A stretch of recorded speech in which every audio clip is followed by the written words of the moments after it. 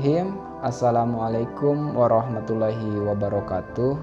Perkenalkan, nama saya Ridwan Rustaman. Saya pendamping sosial PKH dari Kabupaten Bandung Barat. Pada kesempatan kali ini saya membuat video yaitu akan menjelaskan tentang dampak negatif kekerasan fisik dan non fisik pada anak. Nah, untuk itu jangan lupa like, comment, and subscribe. Oke Bu, untuk selanjutnya kita akan berlanjut pada flip chart 2B, yaitu dampak negatif kekerasan fisik dan non fisik pada anak Bu ya. Bisa dilihat di flip chartnya Bu. Itu yang ada apa Bu, itu tulisan itunya Bu? Dampak fisik Pak atau dampak non fisik Pak, yang mana Pak? Oh iya, ada dampak fisik dan dampak non fisik. Kalau dampak fisik itu yang gimana Bu? Itu Pak yang apa, yang dicubit, pokoknya yang bersentuhan ya Pak. Oh gitu ya. Jadi yang fisik itu yang apa, seperti mencubit, menampar, yang berkenaan dengan sentuhan ya. Iya. Kalau non fisik Bu? Dianya kayak pemarah, agresif, terus juga nggak percaya diri gitu Pak. Pokoknya yang bisa menjatuhkan mental ya. Iya. Betul sih Ibu, pinter. Oke Bu. Pada saat ini kita akan mempelajari tentang cara yang lebih baik dalam menghadapi perilaku buruk anak Bu ya. Oke Ibu Mimin, saya akan bertanya kepada Ibu Mimin, apakah yang dilakukan oleh orang tua ketika mereka berbuat salah di waktu kecil? Saya memberitahunya dan menegurnya bahwa apa yang dia lakukan itu tidak baik dan tidak seharusnya dia lakukan. Terus saya memberitahunya apa yang emang seharusnya dia lakukan. Hebat Bu. Terus bagaimana perasaan Ibu saat itu? Perasaan saya saat itu, saya sebagai orang tua merasa kecewa dan merasa marah juga ya pada diri saya sendiri dengan apa yang telah saya lakukan. Hebat sih Ibu ya, bagus ya. Makanya kalau kita jadi orang tua harus betul ya Bu ya, mendidiknya, menjaganya, bergaul dengan lingkungannya Bu ya. Jangan sampai kita menjerumuskan anak kepada hal yang tidak baik. Oke, kita kasih apresiasi buat Ibu Mimin. Kita kasih salut ya.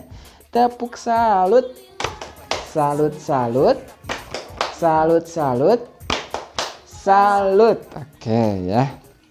Nah, Ibu semuanya coba buka kedua telapak tangannya dalam posisi terbuka ke atas dan membayangkan ada setumpuk pasir di telapak tangan Ibu semuanya ya. Lalu secara perlahan menggenggam pasir tersebut. Oke, sambil dibayangkan dan memegang pasir tersebut. Semakin lama genggaman semakin erat ya. Nah, saat itu apa yang terjadi pada pasir yang digenggam erat tersebut Ibu?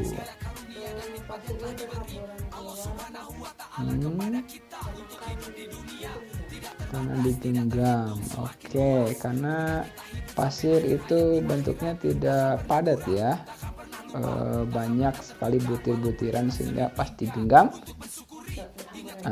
berhamburan. Oke ya.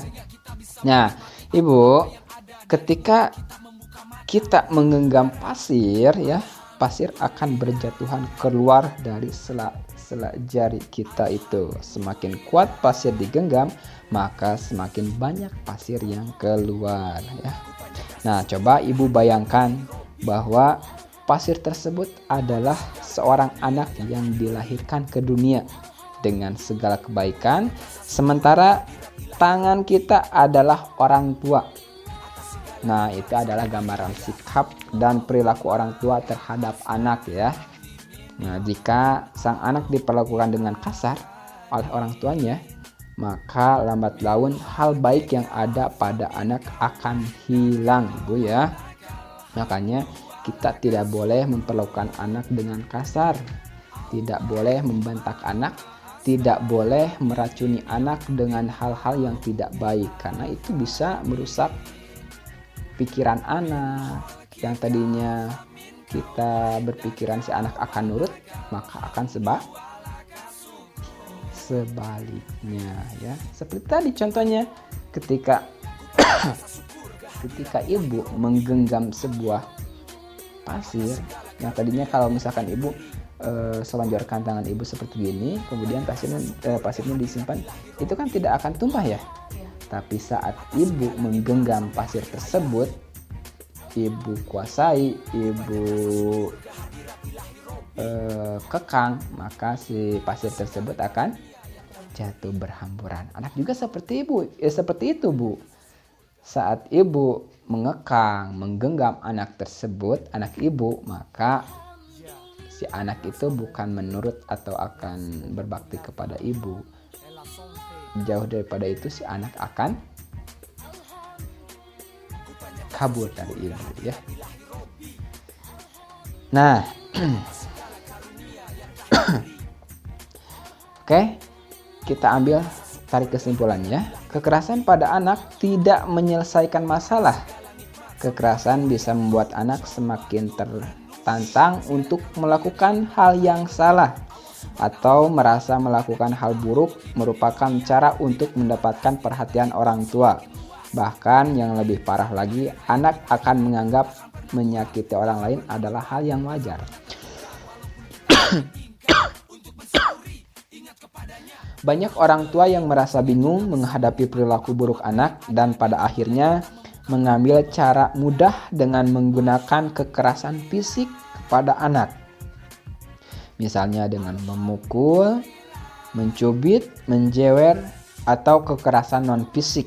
Misalnya membentak, memaki anak, mengancam, memelototi anak ya. Nah,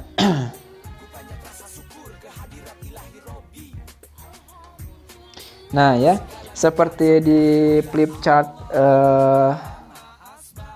2B ini Bu, bukan dampaknya itu ketika ibu melakukan kekerasan fisik terhadap anak, si anak akan kesakitan, si anak akan merasa badannya itu tidak memar, benjol dan lain sebagainya ya.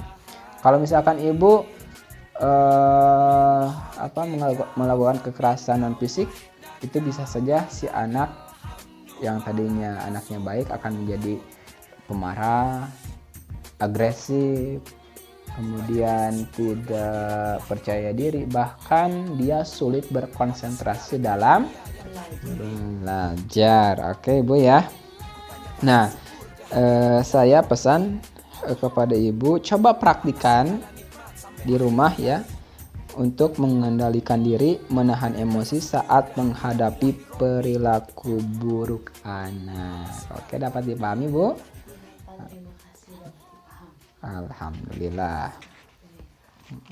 Mungkin itu yang bisa saya tampilkan. Semoga bermanfaat dan semoga bisa menambah wawasan. Untuk itu sekian dari saya. Wassalamualaikum warahmatullahi wabarakatuh.